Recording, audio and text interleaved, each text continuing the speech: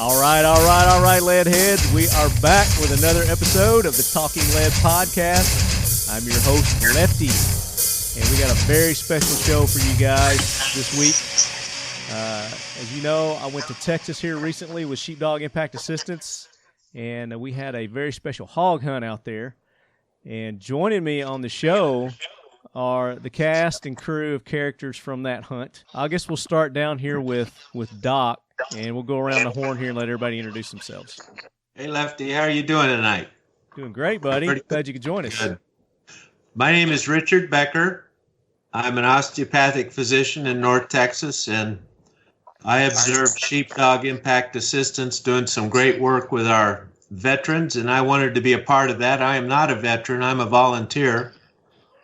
And so Andy Bosler and I, my partner at our hunting ranch, we got together and decided to donate our ranch to hunting adventures for our disabled veterans.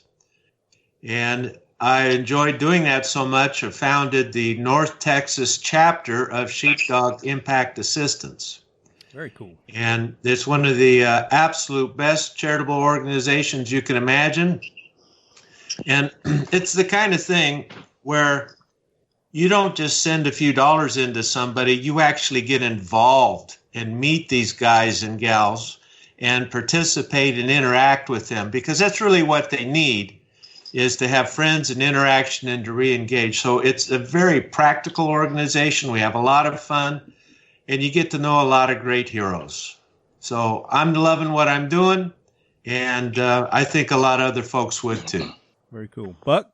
Hey, Marty. Thanks for inviting me. Brian Buckminster, civilian, volunteer / sponsor with Sheepdog. Got involved with them about 6 years ago through a good friend who actually approached me about maybe doing a hunt for some wounded combat vets. And that has morphed into now 13 hunts later, Wow. 2 hunts a year, 6 years later on Doc and Andy's ranch, making these hunts happen. In my time, I'm just through my company, a sponsor, and I also do, help guide the hunt, help logistics, stuff like that. And you're a male stripper. And it's that too. It's the best part. He's the one that wears the cowboy hat, guys. Guilty. Gals. Having said that, Sheepdog has definitely had a great impact on not only myself, but my family, my wife, my kids. They're all involved, and it's a part of our life. So definitely something we've enjoyed for the last few years, and look forward to continue to grow with them and be involved. Very cool. Brandon. Hey, what's going on, Marty? I'm Brandon Forquer, so I'm a brand manager for a footwear company called Twisted X, based here in Texas, out of Decatur, Texas. Kind of like Doc, kind of like Buck. These fine gentlemen got me involved in Sheepdog. Been lifelong friends with Doc, grown up with him. And, obviously they exposed me to Sheepdog and the work they were doing. Now, wait a minute. Back to our vets and first responders. You're a lot younger than Doc. Well, I've grown up in front of Doc's eyes. Okay. Put it that way. Okay. So, yeah, Or lifelong for maybe you. Maybe grown up is not the right word, but, something like that. Gotten older, at least. Yeah, and so, through kind of my connections, knowing a lot of people in the vendor community, been able to work together as a volunteer on the hunts. Like they said, actually really getting to know the guys in the organization, build some, true brotherships there has been awesome. But, I kind of bring something a little unique because of who I know in the vendor community and being able to get a lot of folks and some brands to donate some products for our swag bags for our hunt nominees. And, just really excited to do anything I can to give back. And we're going to talk about the swag that was on this hunt here shortly. So, Nice. Scott, the organizer of this big event. Thanks for having me, Marty. My name's Scott West. I was in the Army recon from 04 to 07. Bought Iraq from 04 to 05. Got out in 2007, and I've been with Sheepdog for close to 5 years now, and I am the National Outdoor Adventure Coordinator from the Rogers, Arkansas chapter. Very cool. And he coordinates. He got everything all coordinated for us. And he's very coordinated. Very coordinated. And I color want coordinated too. Yes, very color coordinated. I want to say this. We tried to get Lance on the hunt, tried to get him on the show, but as you guys know, there was a big disaster in the Bahamas, and Sergeant Major got a team together, and they rushed out there, and that just happened to fall during the hunt, so he wasn't able to make it. And as I understand, they're on their way back right now as we're doing this show from the Bahamas. So we'll hear from Lance in another episode. But you guys, you lead heads, are very familiar with Sergeant Major. He's been on the show several times.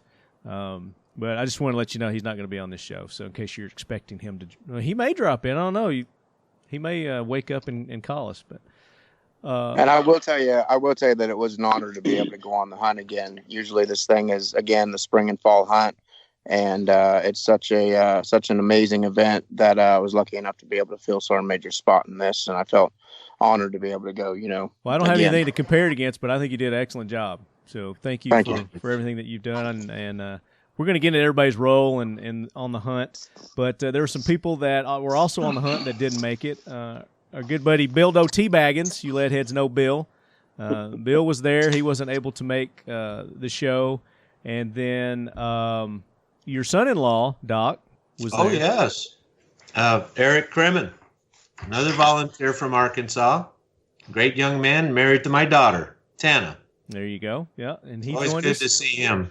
And was that ever? Oh, and of course, how could we forget Andy? Andy Bosler was there. Yeah, the boss. The boss. What are you gang signing out there, Scott? And Larry Buckminster.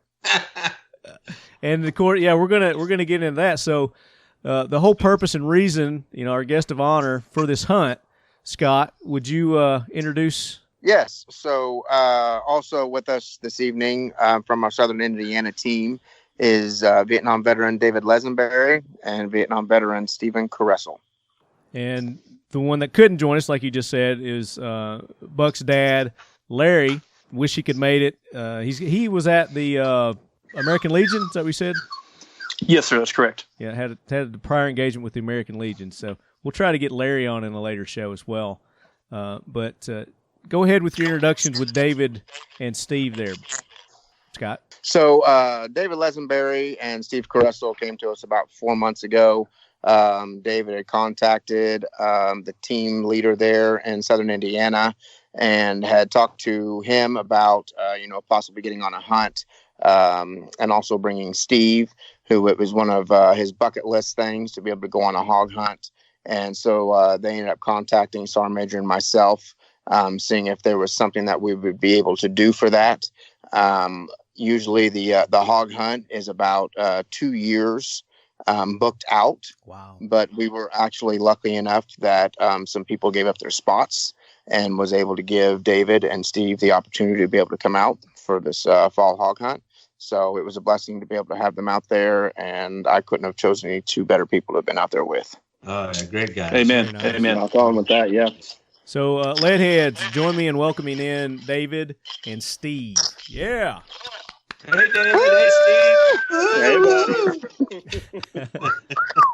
Thank you. Well, if it's our turn to talk, I don't know if David wants to go first. Okay, I'll go. I'm telling you, yeah, this is Steve. This was a trip of a lifetime. I mean, these guys, they really got to me. Just the way we were treated when we got to the camp, and just couldn't have asked for a better reception from all the things we were given. And Doc's cooking. Doc's about the only one I think I wouldn't want to come up into a barbecue contest with, and I got a bunch of trophies, and I think he'd be a tough competitor. Just the whole trip, it just wasn't the hunt, but it was the camaraderie with all these guys, and think I really found some newfound friends. Just a great trip all together. And then this guy sitting next to me, he calls me up one day and says, "You're going to get a phone call from Arkansas." And it just happened to be Scott calling. And I said, "I don't know anybody from Arkansas." He said, "Answer it." I'm glad I did. Yeah. Definitely glad I did. We're glad you did too. Yeah. Yep, 100%. David? Yeah. Yeah. Welcome into the show. Glad you could join us. David. Very soft spoken. Man, a few words, but he speaks Not with really. action. We're going to get him going here. We'll get him going. Yeah, he spoke with that trigger on the hunt there, Marty. Man, Yeah. he did all that work right there with that trigger. That's right. Yeah. Scott, you're going to have to get a better camera. That's a wide angle, and it's making your nose look like a duplex. And the Dave's in the insults house. begin. The shit talking has not stopped. So that's kind of what happened all week. Was a lot of shit talking, a lot of eating, a lot of hunting. Okay, guys. I grew up in Gibson County, Tennessee. It's in the western part. Woot, woot. We all quail hunted, and rabbits, every once in a while a duck. I would read all the old magazines that the older bunch had hoarded and didn't want to give away, and I ended up with them. And I read all the great works of Jack O'Connor and Byron Dalrymple. He was a Texas deer hunter, and I just decided I'm going to do that. And I looked forward to the time I could get my own bird dog, and before I knew it, I had a Brittany kennel. And lightning struck the kennel and ruined the dogs, and I gave them away. The last dog I had was a poodle pointer. Now you said lightning struck. Lightning struck the kennels, and the dogs developed doggy PTSD. Oh my gosh. Wow. The last dog I had was a poodle pointer, and he looked like Little Orphan Annie's dog. Isn't that what you call yours, Doc? A little poodle pointer? But I decided, since the quail were having such a hard time, I was going to go back to hunting deer and larger game, like hogs, and I'm wanting to varmint hunt coyotes. After all, a hog is the biggest varmint. Yes. that is true. I was really glad to get out there. I was really glad to have the guide like I did, and Brandon, and I got 2 hogs. That was really something for me.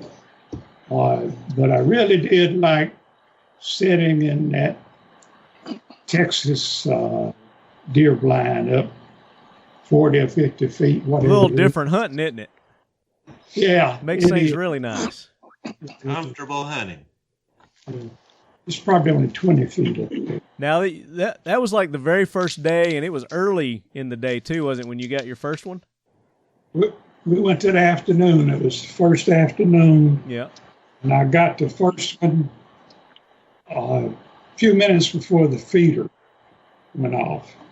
The larger one thought he owned the township. He was the boss. How'd that work out for him? He came up and It was an overthrow. yeah, the little hog came Fell up. hard from office. Yeah, the little hog came up and saw big boss hog, and he hid in the brush. Thought he was slick. And I shot the boss hog, and the little one came in about 23 or 25 minutes later. And he checked out the big hog and figured out he's the goner. And he circled around and came back and laid up there just about like that picture. Yeah. We didn't move that hog 3 feet to get him in the camera. And I popped him, and he laid there. And his adrenaline was up. He waited about maybe a whole minute. He jumped up and ran a circle and was heading back toward where he was. So I shot him again and just barely clipped him, broke his stride, and he went down. And Now, what were you using to hunt with? You brought your own gun. a 270 It's about 45 years old, maybe 46. Jack O'Connor Special, 270. I was using some original nozzle bullet that I loved. And the first one was. And then the second ones were nozzles that they make now. Mm-hmm. And I just wanted to extend a real old bullet on a pretty good size critter. Also, came up there and I said, well, you're going to try out this bullet. He's going to try out the bullet. Okay. I didn't like it, but it dispatched him. Yeah. So that day, I mean, you were the lucky one. You got 2. I don't think anybody else got any that day on day 1. But I want to rewind a little bit. I want to talk about our ride in, from day 1 and kind of go in a sequential order here. So we flew into, where did we fly into? Oklahoma City. Oklahoma City, that's Oklahoma, right. OKC. It's easy to forget, trust me. Yeah, okay. I wanted to forget that. And then It ain't Texas. I live in Texas, all right? and it just so happened we were on the same flight together and we didn't even know it. Bill and I had flown together and we were sitting together. And when we landed, we were trying to get a description from Scott on who we were meeting. And he was giving the description. We're like, hey, that's the guys that were on the plane with us. After that, we got loaded up with Scott. Scott was there to pick us up with the big truck and the trailer. And we had a 5-hour ride ahead of us, I believe it was. Andy would say 3.5, but it was more like 5. Yeah, he would. Yeah, if Andy was driving, it would have been 3.5. But we took a detour, I guess. But really got to know you guys in that 5 hours. So, I mean, even though it seemed like a long drive, it was a good drive because we got some good talks and got to learn about you guys a little bit. So yeah, we got to intimate quarters there in that truck with 5 people crammed in. But we made it. We made it okay. We didn't kill each other. And then we got there and we were all starving. And thank God, Doc had a fabulous meal prepared. Doc, talk about the meal for the first night that you had prepared waiting on us when we got there. Our North Texas chapter has a portable smoker, and it's not just any smoker.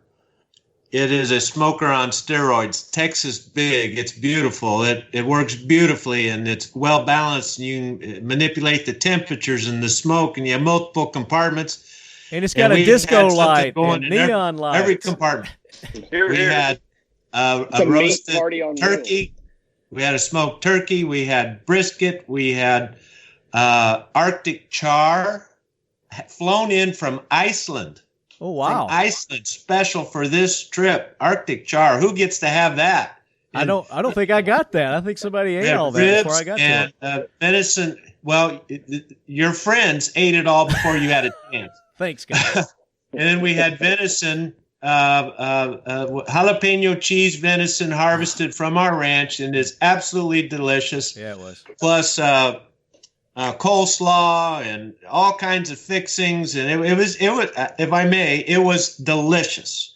And everybody had a great time, and there was more food than we could ever eat. And the leftovers went in the freezer, Buck, for hunting season. Okay, so it's there for something to eat. I don't mean to interrupt. I just gained 5 pounds listening to the description. Oh, I do too, every time. Even though we're active and on the go, I always gain weight. The food's always so good. And then we had other great meals too, but that was the first night. Getting the home started with the smoker. And I tell you, I started that going at 5 o'clock in the morning. I got up because it takes a long time to smoke properly. Yeah. And so it'd been going all day. But that's a labor of love. I love doing it. The guys love it. And I can't think of a group of guys I'd rather do it for. So that was my contribution. It was delicious, and the leadheads know that I know food. And when I say something's delicious, you can bank on it. So it was. Thank you very much. It was really good. David and Steve, what did you guys think about that first night's meal? Well, I tell you, I kind of led off with that, and I tell you, it was touched my heart. Just the way we were greeted, and I don't want to dwell on this, but, when we came home, we weren't treated like, when I say when we come back from the NOM, we weren't treated like that. And that's something, you need to try to put behind you, and sometimes it's pretty tough. Yeah. But now I don't think we talked about your background. So you guys talk about your background, your military background, real quick. I was in the Marine Corps from 68 to 72. I spent 69 and 70 in Vietnam, and came back to actually I spent 13 months there because of all things, that's the last place you want somebody to lose your orders to come home. But that's what happened. So, and then I came back, had a month's leave and went to Camp Lejeune for 2 years, where I got to go out on these alert force cruises, you know, that you take everything, including the kitchen sink, with you in case something happens, and made meritorious corporal when I was in Vietnam, and then I got a meritorious promotion to sergeant when I got to Camp Lejeune. I guess they just figured they had an extra stripe they needed to give somebody, so they just well give it to me. I'm sure that wasn't the case. But, you know, then like everybody else, you got back to, when you got out, you didn't wear anything that identified you as a veteran, much less a Vietnam veteran. And it took about 35 years after I got home before I put a hat or a shirt or something like that on that says I was a Vietnam veteran. Yeah, that's wrong. I was wrong. Counseling at the vet center. Well, David and I both been in counseling at the vet center here in Evansville for about 20 years. And that's where we met. And it was our counselor there that said, you know, you ought to be proud of what you did. And she's the first person who ever told me that. Really? After 25 years, huh? I bought a hat that said 1st Marine Division Vietnam veteran on it. And I wore it for a little bit and then threw it in the corner. And then I guess about 10 years ago, you know, I showed Buck my shirt here, you know, that with the big Marine Corps emblem on it. Now I'm proud to wear that kind of stuff. Well, good for you. You should be. Yeah. Shouldn't have taken so long. Yeah. Steve, I have a question for you. Do you think America has learned its lessons from the Vietnam experience, or we still have more to learn? Well, I think there's always something to learn from something in a situation like that. But I will tell you, the troops coming home now, I've heard it from more than one, that they consider the welcome home that they get the welcome home they get because people realize that the welcome home we got was not deserved. Yes. Yes. I can give you an example of it's very seldom you came back with anybody that you served with, but there was 4 of us Marines walking down the hall at Los Angeles Airport, and you know that was probably the worst place to have to go through because of the protesters and stuff. And when they and this still kind of stabs me in the heart that we had a bunch of war protesters that were harassing us, and we thought, well, they want to fight, so we were naturally ready to oblige them. And about that time, Los Angeles County Sheriff and LA Airport Security, all of them armed, put us 4 against the wall, and they dumped our sea bags out in the hallway, our folders with our orders on it, and just mixed it all up. One of the guys pulled away from the wall, and one of the sheriff's deputies said, if you don't want to spend the night in my jail, I suggest you keep your butt glued to that wall. Welcome home. Yeah. Wow. Something I'll never forget, but I try not to dwell on it. But, you know, people hear about stuff, you know, people throwing stuff, the foul stuff that they threw at you and that kind of stuff. But that was my worst episode there. But, you know, there were some other ones. One more I got to tell you about. Okay. And let David talk here. I was on a plane from Los Angeles to St. Louis.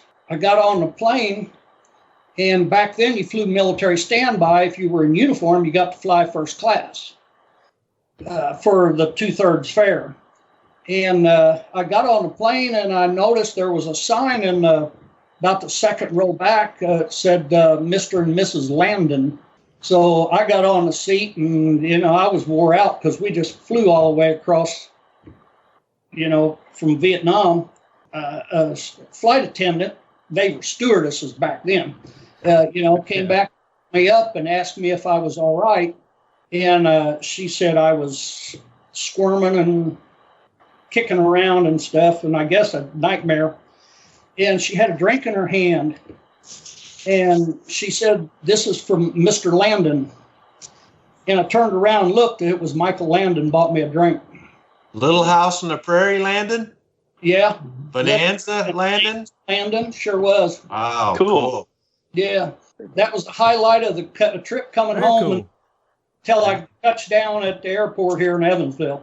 Very good. That helped, didn't it? Made you feel a little better. Yeah, it did. David, Good. what about you? Give us your background. I was in Vietnam in '67. I ended up in the 25th Infantry, and the numbers were down so low in other units they couldn't function. They couldn't even send out an ambush patrol, and all the replacements went to the 4th Battalion, 23rd Mechanized, and it was 60 men in the company. And it's supposed to have been 190. Wow. Our job was to keep the local unfriendlies out of the base camp. And I got wounded the 5th day of August and was in the hospital system for 6 months. What was your wound? Right leg, I almost lost my right leg. And in fact, if I was told if my leg was broken, I was going to lose it. And the fellow that x-rayed it didn't do a good job, and it caused me to save my leg. I got to Japan before it was found that my leg was broken, right above the ankle. Coming back to the States, I had it quite a bit better than Steve did. I was slipped back into the United States via Fort Ridgeway, Alaska. Oh, wow. The Air Force pilot on that C-5A told us that he was to delay the flight as much as he could, and he was ordered to fly out over the Atlantic Ocean and come in the air lane that the C-5As use for Germany to hide the flight. It was probably 150 hours on that ambulance plane. We were put in Walter Reed Hospital in D.C., so I didn't have it quite as bad as Steve did. What are some of your better memories of coming home? And Steve just gave us a really good one there with Michael Landon. That was kind of cool. I really don't have any about coming home because I was slipped in, and So you're just kind of incognito with the way you came in. Kind of missed all the hustle and bustle. Yeah, put it up under the rug, you know. You slid in on a sly. And when I would go home on convalescent leave, I would be in civilian clothes. Is that like a conjugal visit? Is it convalescent? Basically, technically. Those are big words, real big words, David. What's that mean? Yeah. Don't confuse Scott like Yeah, because Steve and I are Army. I did meet some interesting people in the Army, and a lot of them were in my unit in Vietnam. The last captain that I had stayed in and made 4 stars. And when we have our reunion, he just asks us, where you want to go, or what do you want to do? And the last one that I went to was at Fort Riley, Kansas, and we got to work out on the training simulators for the tanks and the Paladin artillery gun, and that was nice. Sounds pretty cool. Yeah. Yeah. And I missed my reunion in order to go on the hog hunt.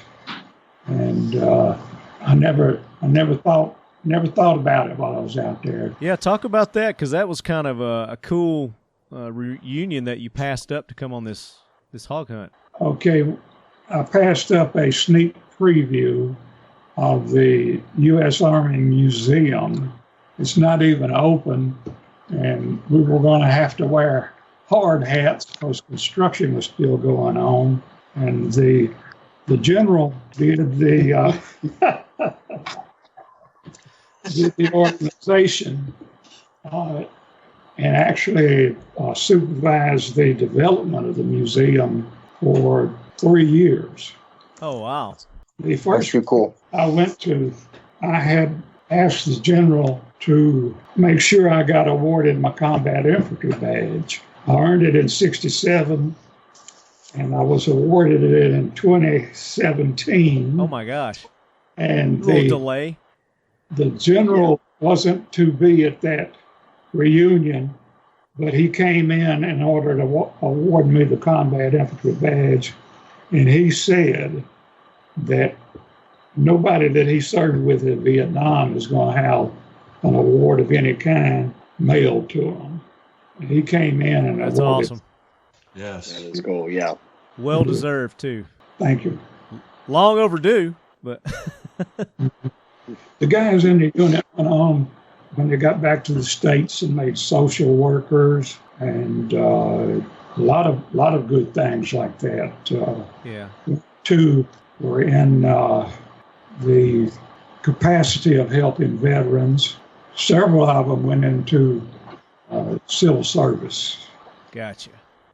The general stayed in and garnered 4 stars. Yeah, that's pretty good. Yeah, he comes in handy. I'll bet. Now, Buck, your dad is a Vietnam veteran. He was on this hunt as well, and like we said, he wasn't able to join us tonight. Can you give us a little, Yes, sir. little bit of background about Larry? Well, Dad didn't have to do quite what or endure quite what Steve and Dave did. Not that we're making light of his service.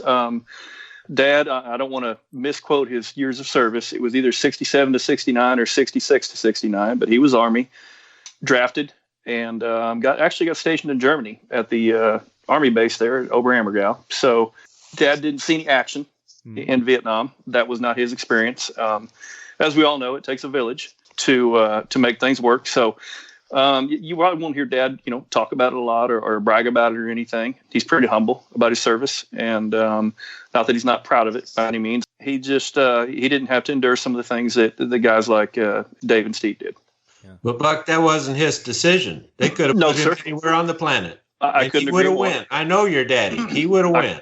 I couldn't agree more. And if he was here, he would say the same thing. So I appreciate that, Doc.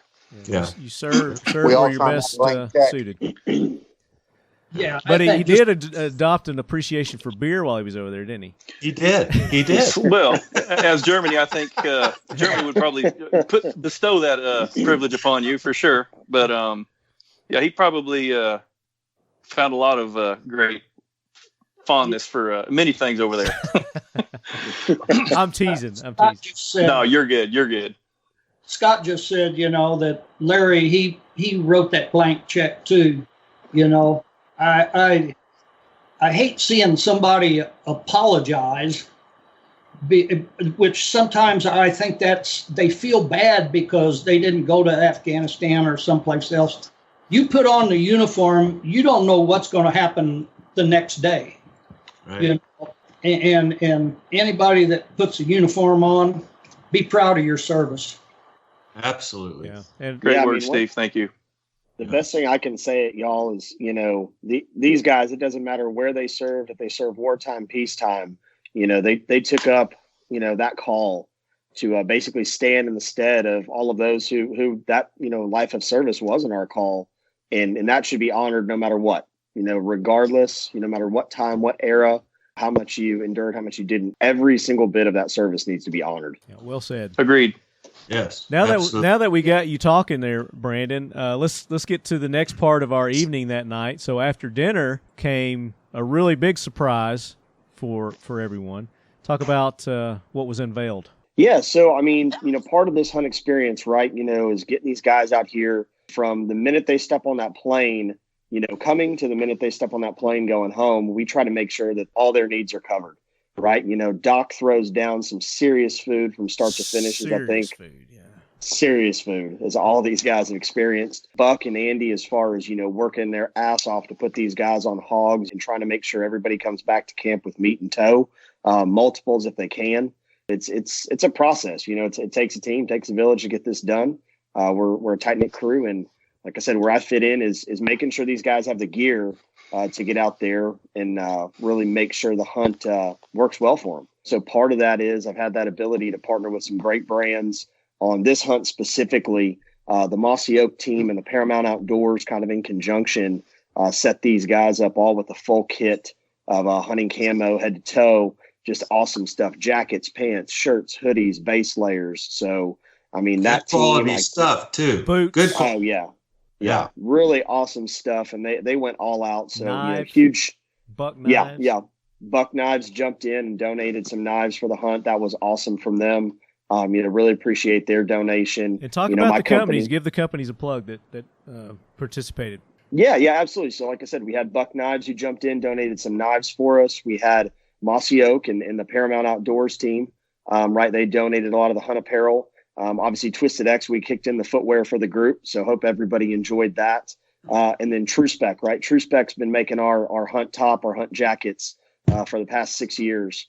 And just awesome to continue to partner with them as well. I think a lot of the guys who've been on these hunts, that jacket, that top is kind of a rite of passage. It's like, if you see a guy wearing one of those at a sheepdog event, he's been a part of our outdoor adventures. And right, we're a crew within a crew. So it's just a quick little symbol that we all have and wear proudly. And a lot of guys and gals clamor for it. Yeah. And those jackets are the most sought as well. Every time that, they only get made just specifically for that hunt and for those people that are on that hunt.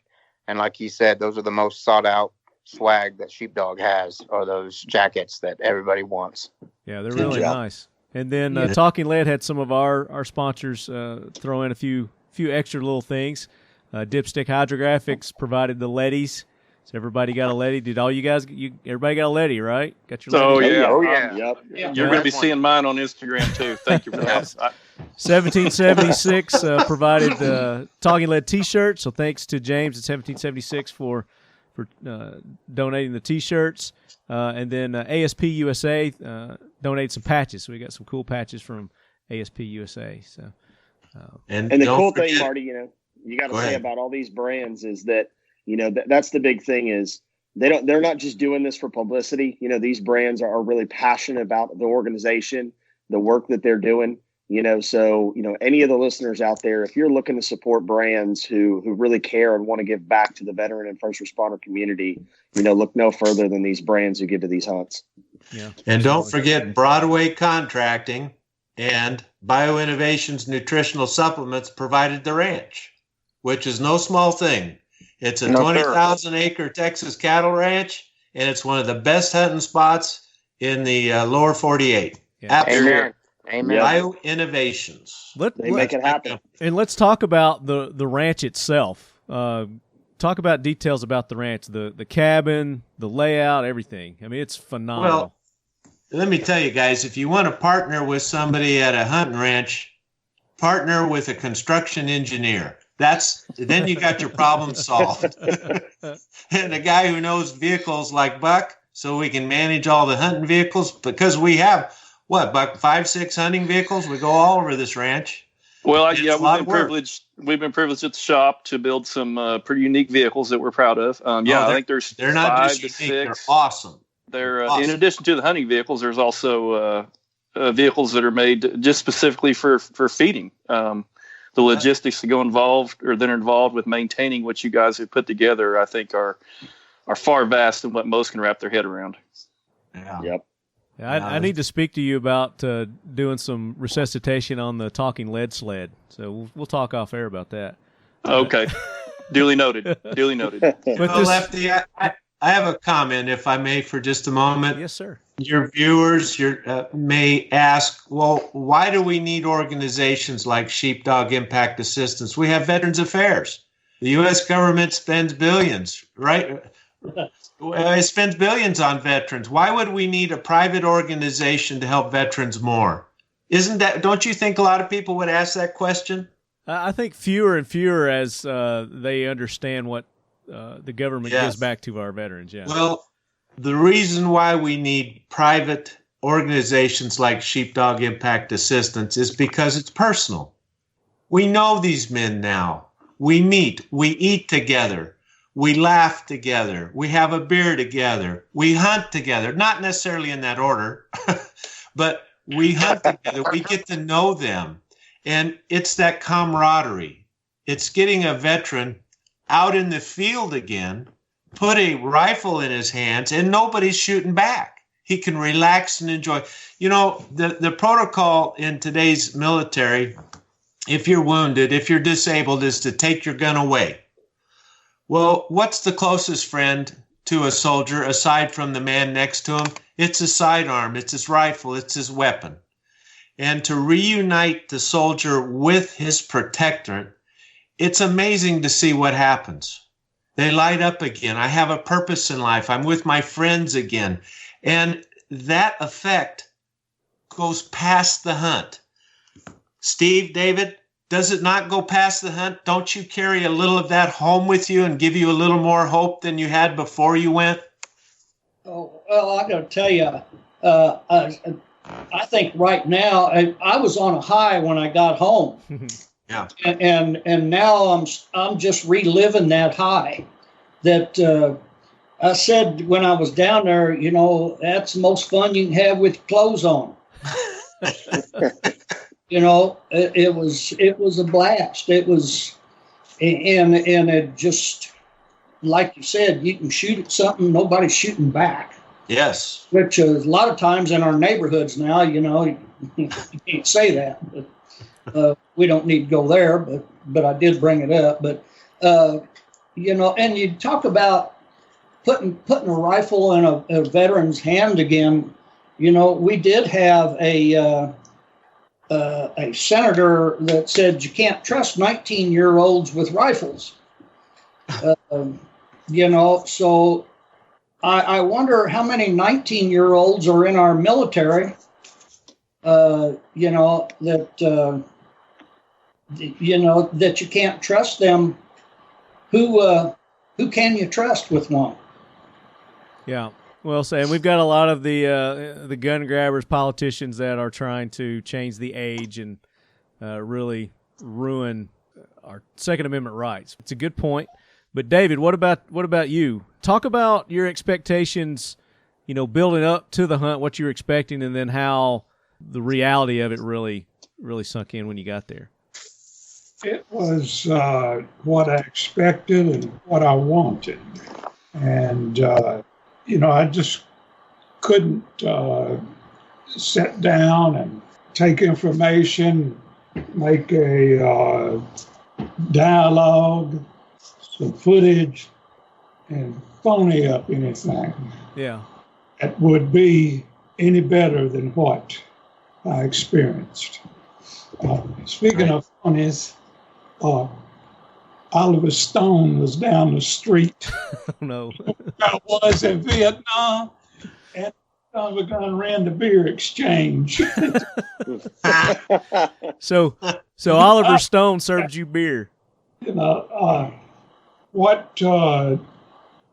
I'd do and what I was wanting to do and what I did on this hunt was my unit, the whole battalion went down to 6 men during TED.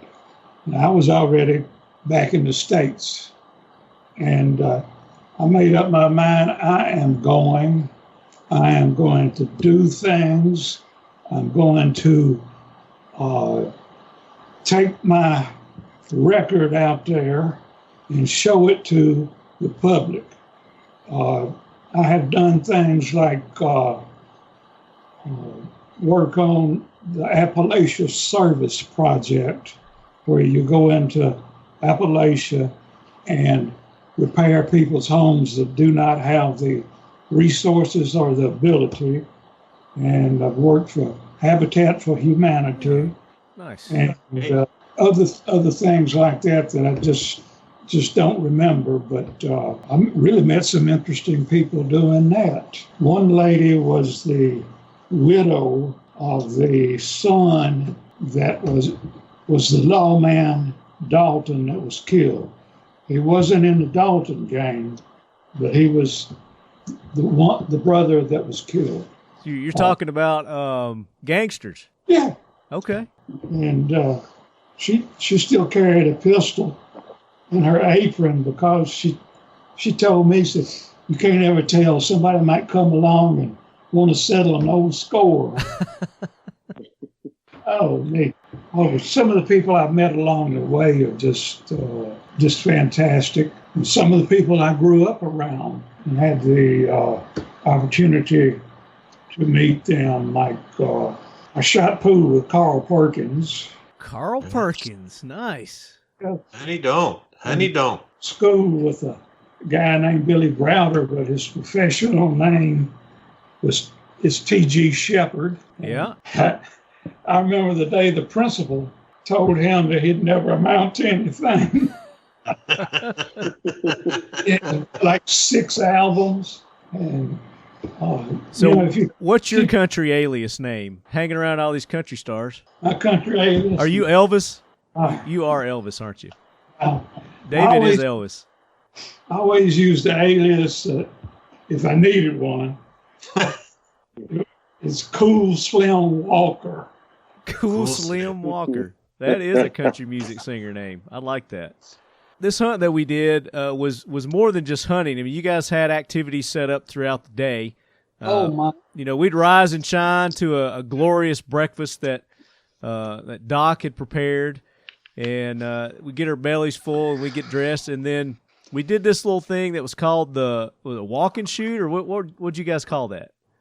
That's just a Texas pistol range, a walkabout pistol range. What fun. Oh, I don't know. There's 30-some targets, and you engage them by walking from place to place, all in a line, so it's safe. And there's steel targets, reactive targets, so you know when you hit it. We're not shooting paper. It's steel, and it rings out, pa-ting. So you know when you hit it, and you can really get good with a pistol when you do that. So we also have a long-range rifle range. You can shoot out to 1,500 yards, which is no easy task. It takes a trained sniper to hit that shot. I'm good to 1,000, but after that, I'm struggling. So I need help from you Semper Fi guys. Hey, every Marine's a rifleman, right? Yeah, first and foremost. First and foremost. Even the generals know how to shoot. So it's a lot of fun. Have a good time. I really enjoyed shooting that they're called a chassis rifle, and it was in 6.5 PCR.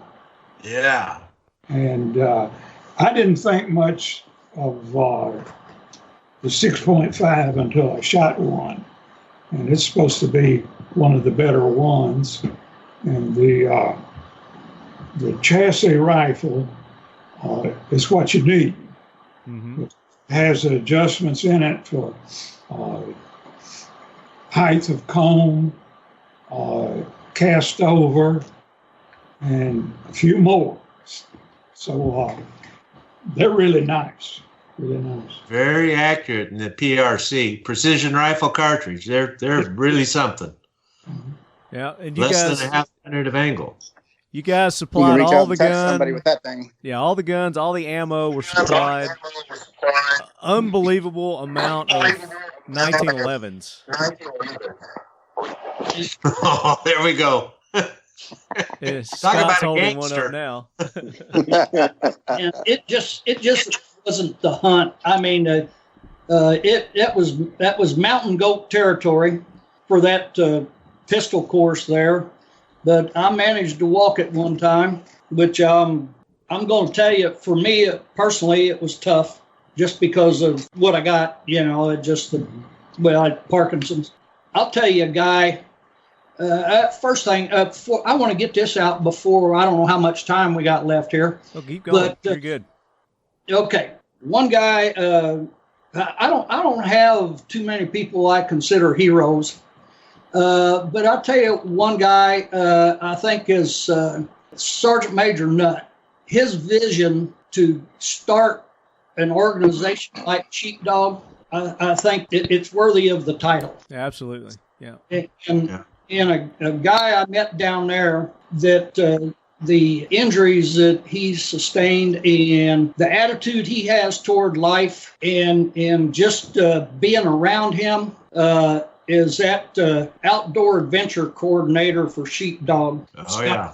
And I'm telling you, brother, I found a new friend down there and a brother, and I love you, man. I'm telling you, all you guys. I mean, just a great bunch of guys. And Scotty, I admire you, bud. You too, brother, man. I appreciate it. Thank you. Love you. You the man, brother. You know, Very well Lefty, said. I got to say, this Sheepdog isn't just about taking guys out on a hunt.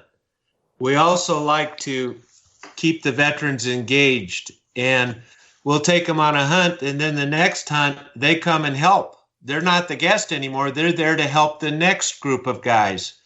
And one of our mottos is helping is healing.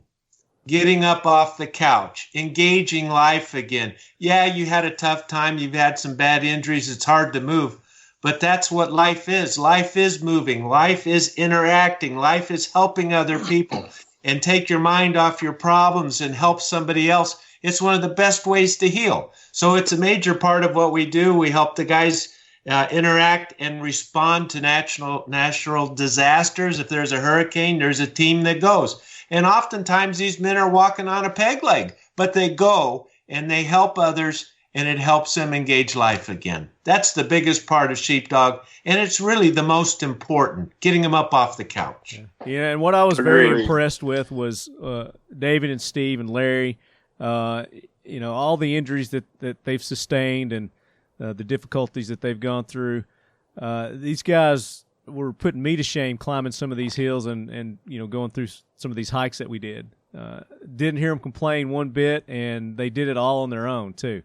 And they're good shots too. I got to tell you, don't break into their home. They'll shoot you in the eye from 100 yards. It's amazing. And that trailer that Marty or Lefty was talking about us bringing had a track chair in it, and that track chair was brought down for Steve to be able to get around.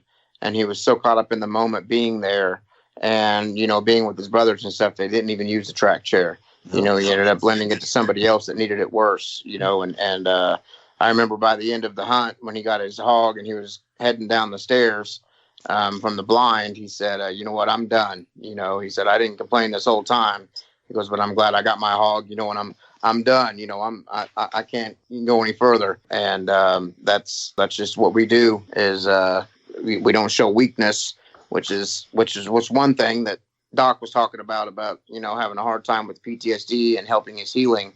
As we go over to the military and we do what we do, and we're supposed to be these shipwreck house people, that come back and aren't supposed to be able to tell other people about our problems. And that's one of the other big things about Sheepdog is the camaraderie.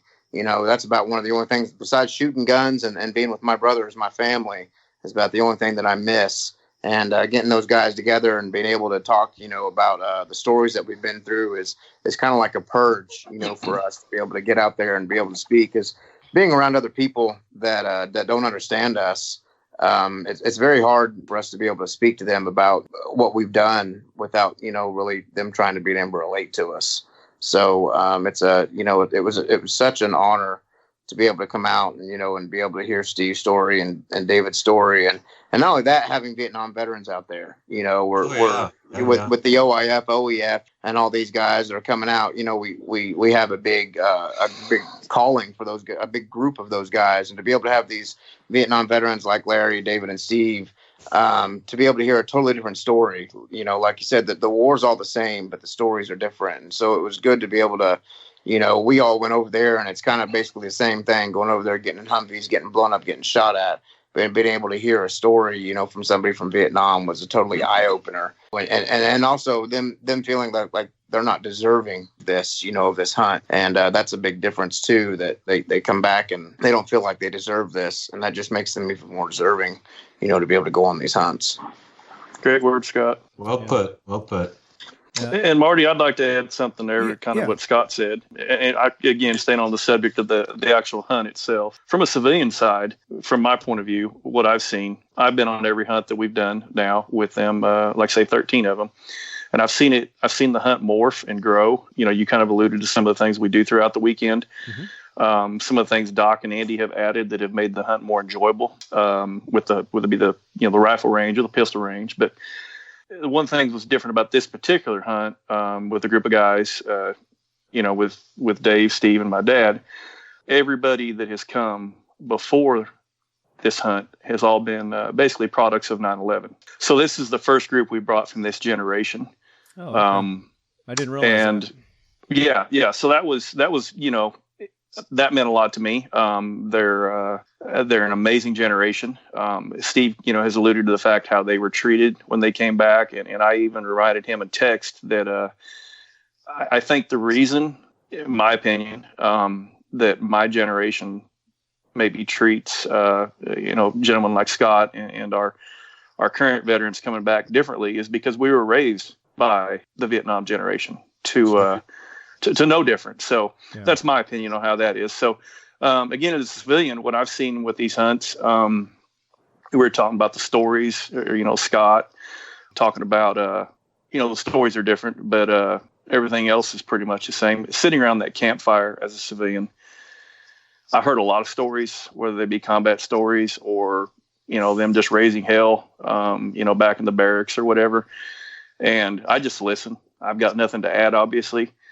But that's probably my favorite part of these hunts is just listening to these men engage and share stories with each other and with us. These men don't necessarily open up to just anybody, and they may not choose to open up on these hunts, but those that do, personally, I make it a point to come back and share each story, whether it be, a funny story or just them raising hell or having fun or practical jokes or whatever, blowing off steam. In country. And I share those stories with my family and my friends, and I want them to know, I want them to hear these stories and what these men have experienced. So that's kind of been my, experience with these hunts, seeing the different men come through. We look at men like Scott, a double amputee. I see physical injuries. We see mental injuries. Scott and I have had this conversation many times. It's sad that I go back to the first hunt. I can remember Nick Paralis coming, Marine Scout sniper. Nick's a single leg amputee. I was so nervous around him, didn't know how to act, didn't know what to do. Felt like I needed to do everything for him. To fast forward, here we are 6.5 years later. That is almost normal to me. And it's weird that it's normal because it shouldn't be. And I guess it goes to the point where, I don't know if I'm saying this wrong, Scott, let me know. It's maybe my comfort zone in a weird way. It's my normal, and it shouldn't have to be. So I have friends that might get around Scott or any of the other guys they don't know how to act or anything else. And I remember feeling like that. Your heart goes out. So anyway, unique feelings, unique stories along the way. But let's get back to the hunt. Let's get back to talking about the ranch and the good times. I mean that's good, and so. That's what I wanted to say too. Is I've been doing this for 7 years, and I've had the unique opportunity to get in with guys like Scott, like David, like Steve, where I'm a civilian, and I've been able to sit on, like I said, like a fly on a wall, and listen to these stories, that they share, and they don't just share them with anybody. I mean, they've got to feel comfortable enough with you to do that. And I never push anyone to talk about it or tell stories that they don't want to do. So I've been very fortunate, very lucky, very blessed to be welcomed into that community and have them come on the show like you guys are doing. And this is just, I want you to know that this is a huge honor for me to have you guys, David, Steve, on the show. So thank you for taking the time and being on and sharing with me and our listeners. Just want to say thank you for your service and your continued what you've done with our communities. and that you continue to do to share your stories and inspire others. So thank you so much. Thank you, Marty. Yes. Thank you, everybody. And, I will say, you talked about what Buck said, about opening up. I got to tell you, it's been 50 years for me since I came home. That first night at the camp and tonight, I've talked more about Vietnam than I've talked in the other 50 years. Wow. Other than maybe in counseling sessions, that kind of stuff. Yeah. And has it been helpful, would you say? Yeah. Oh, yeah. I think, like I said, and now I'm reliving my high that I was down at the gun club. Down at the camp. It was just great, and talking about everything we did. I said it wasn't just the hunt; it was the camaraderie. Of course, the pistol course helped a lot too. That was a blast. Anytime you can shoot up that much ammo. Hey, that's great. Oh my gosh. How many mags of 45 did you guys have? Rid of it. Yeah, because we sure didn't want it to go bad. No, can't let it go bad. Yeah. 120 magazines full. Oh, at least. Plus reloads. I mean, that's just what we started with, and then those got reloaded 5-6 times throughout the day, no doubt. So, Yeah. definitely good, slinging some lead down range. So that definitely is something that you guys got to keep as part of this hunt, because that's really fun, and it builds that competition, that need to compete with one another too, and Sure. that star. Oh my gosh. The Texas Star. David, Isn't that Texas fun? Star. The carnival. Yeah, David Yes. and Steve were There's no tearing that up. competition when it comes to Steve shooting. Oh gosh. Well, I'm gonna take my gun away from him. That helped. Buck, I'll stay by that SIG, or Doc, if you want to sell me that Kimber that you let me use. I won't sell it to you, but I'll give it to you. How's that? Tell me how to get it to you, and it's yours. Can't beat that. That's awesome. Going back to that Texas Star, there were a lot of friendships that have been broken right there shooting at that thing. And Any I've previous learned how to relationship cheat, too. I've learned it's how to off the cheat on table. that Star. Yeah. Yeah, When you get to the Texas Star, it's over. I stopped being friends with Bill there for a while. But Yeah, he was, and rightfully so. Oh, there's some good shots out there. Yeah, Yes, sir. yeah. And But Steve, careful. I was very impressed with how you handle a pistol. I thought you Marines were just riflemen, but you're a pistolero too. You Amen. sure are. That's great. Both of you guys, David, you're good too. Every veteran I've ever shot a gun with, they're good with it. Something about it. I don't know what it is. just an Doc, extension of their arm. Be careful about offering up that Kimber. One of these days, I might take you up on it. Oh, I just need your address. That's all I need. I wish it was that easy. Well, guys, it has been a pleasure having you on the show and relive our hunting experience. It was an honor for me to go on that. So thank you guys for inviting me and bringing the Leadhead Brigade along on this hunt. It was awesome. David, talk about what's the biggest thing you're taking away from this hunt? The biggest thing I have taken away, basically everything that everybody has talked about, the camaraderie, getting out and doing something, especially something that you've always wanted to do, and some darn good pictures. Got a lot of pictures. Yeah, we do. We definitely got a lot of pictures. Now, you also had the most hogs killed and the biggest hog killed. Yeah, so that's what I was congratulations. going to say. The biggest thing, the hog. Yeah, but he always got the best spot. No, is that it? It was rigged. Yeah. Yeah. Maybe he had a better guide. Now, Steve, you got one on the second day. You put one down. You had an opportunity at another one, didn't you? Yeah, the first day, but he just he was there 1 second, and gone the next, because I had him in my crosshairs there, and he was just gone. Now, you brought your own rifle too, right? Yeah. What were you hunting with?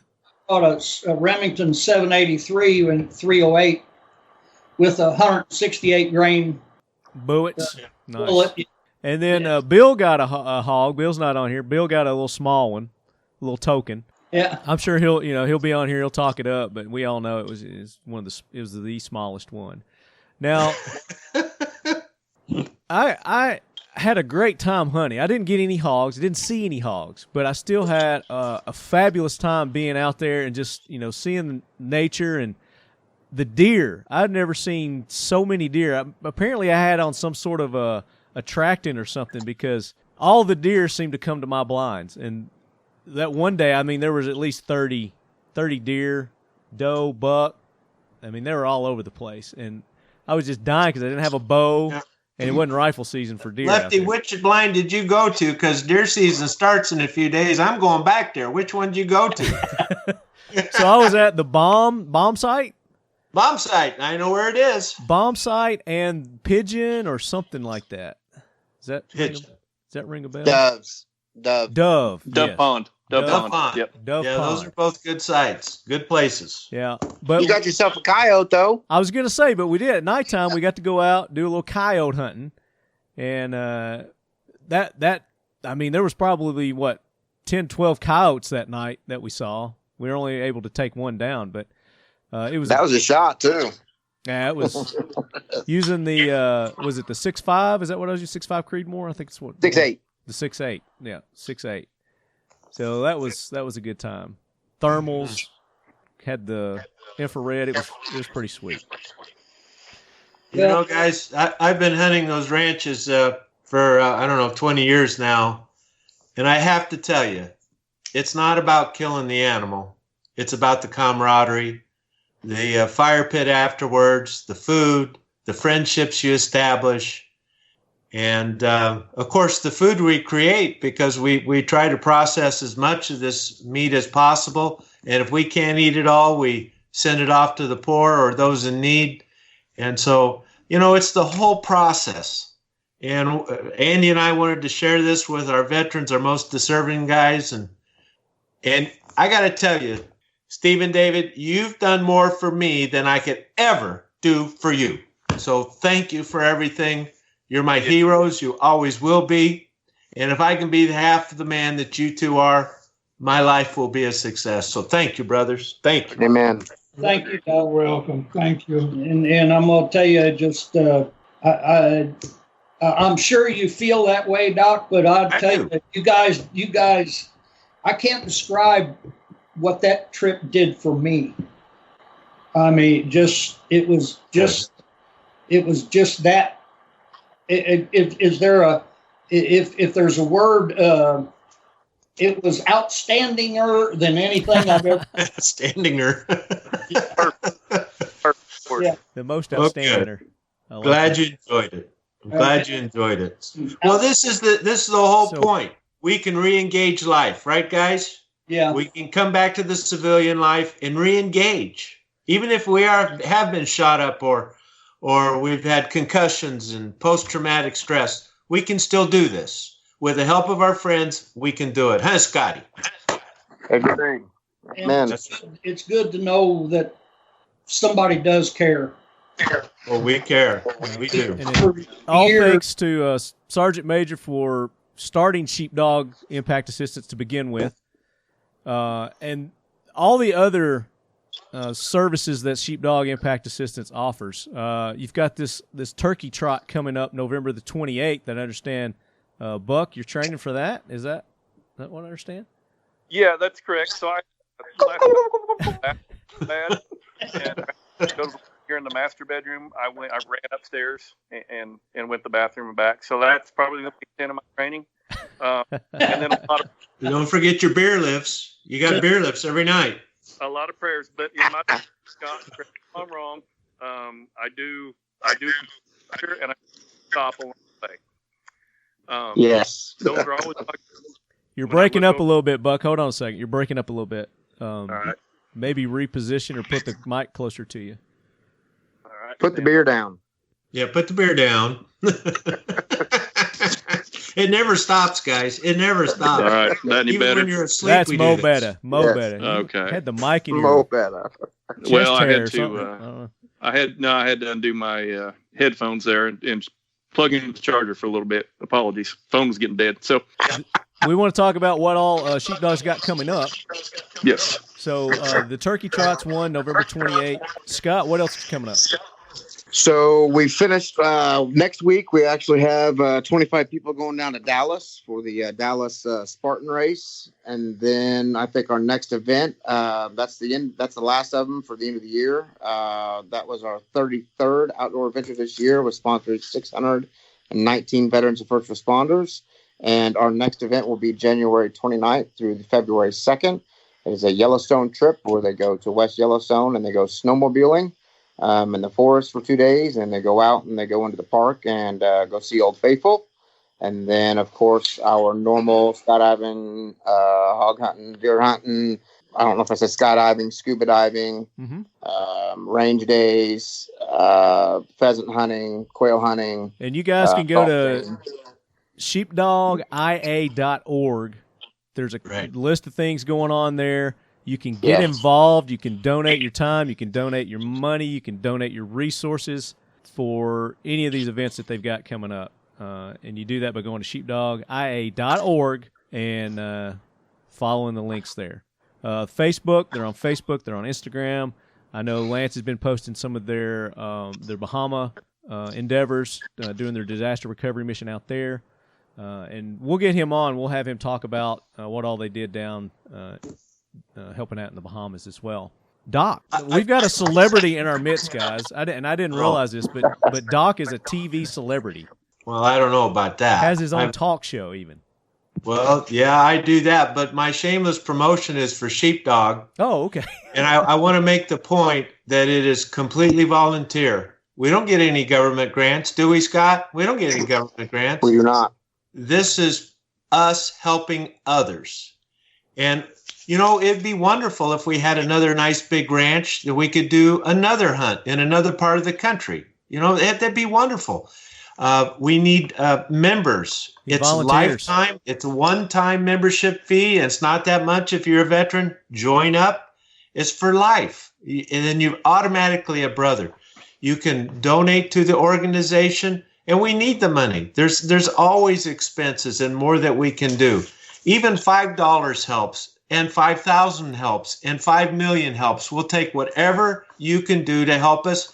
And the vast majority of the money that comes in, what is it, like 85% or more, goes right to the guys and the women, because we have more. Let's talk about that for just a minute before we're through. The women veterans, we're seeing more and more and more. Scott, do we help the ladies as well who are veterans? We do. We also have a couple that volunteer there in the national office as well, some Marines.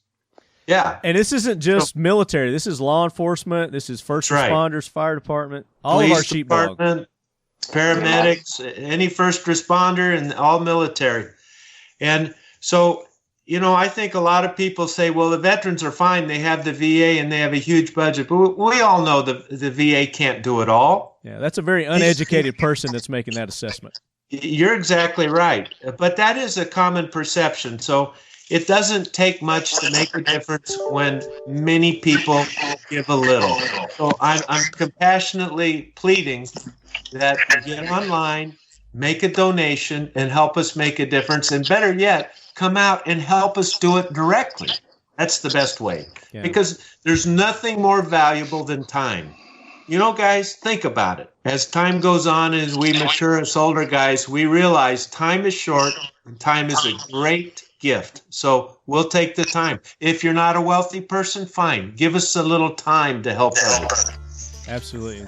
Scott, I know you got to jump off. What's your final thoughts? I appreciate you having us on the show. And I can't reiterate any more than what Doc said. You know, whether it be monetary or volunteering your time, or starting a chapter, whether it be, you know, in your area or even another ranch. You know, these, again, we call it, you know, range therapy, or I think group therapy. Group therapy.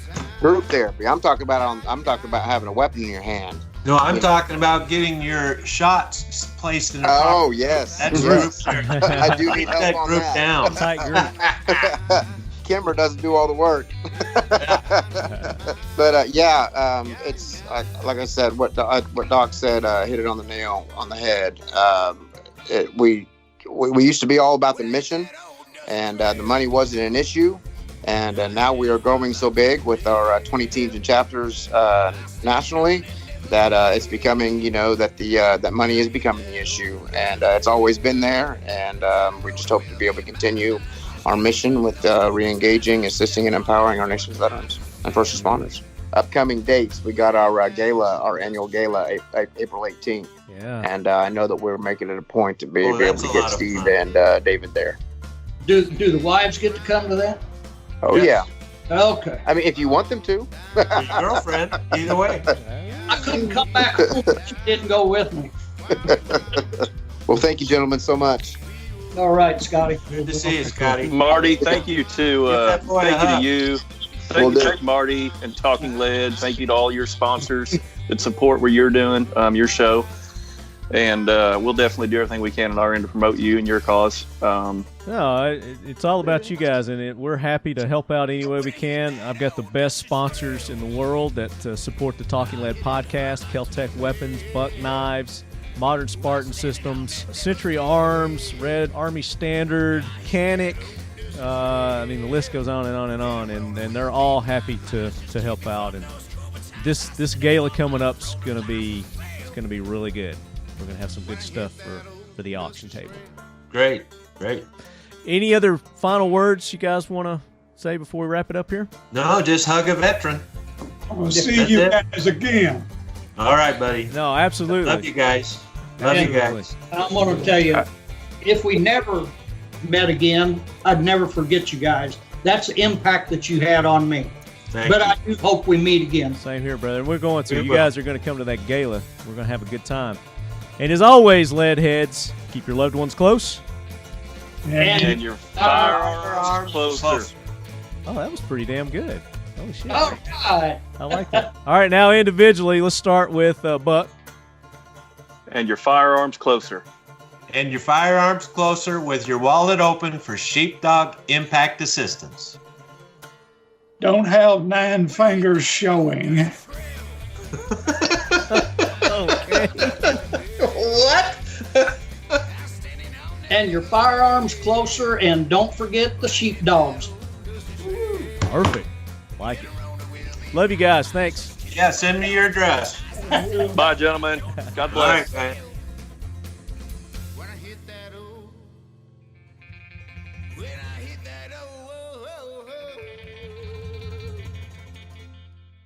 Why hit that old dusty trail?